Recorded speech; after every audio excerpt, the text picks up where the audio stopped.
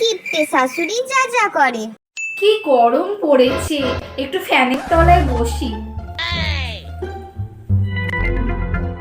ওই যখনই সময় পাবে তখনই ফ্যানের তলায় বসে পড়বে, অত গরম লাগে কি করে?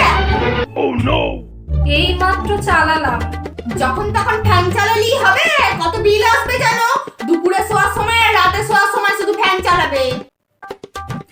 বলছি মা, ফ্রিজটা চালিয়ে 2 বোতল জল রাখবো, আমি জল একদম খেতে পাচ্ছি না। না, আর ফ্রিজ চালাতে হবে না, ফ্রিজে আরো চকচক করে বিল ওঠে। আমার বাবু একা উপায়, তার কোথা থেকে অত টাকা পাবে? যাও তাড়াতাড়ি কাজ সেরে নাও। বাবা আমাকে কেমন কিপ্টে বাড়িতে বিয়ে দিল।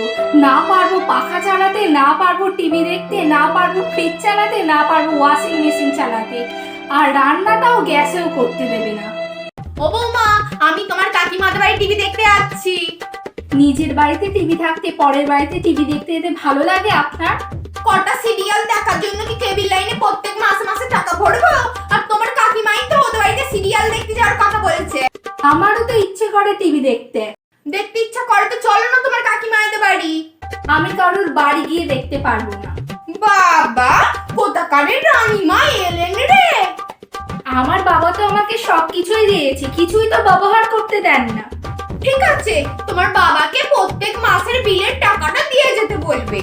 এখানে বাবাকে তোলার কি আছে, আর বাবাই বা দিতে যাবে কেন? এই বইয়ের তো দেখছি ভারী চোপা হয়েছে। আসুক আমার বাবু আর বাবুর বাবা, আমি সব বলছি। হ্যাঁ বলুন, আমি ভয় পাই না।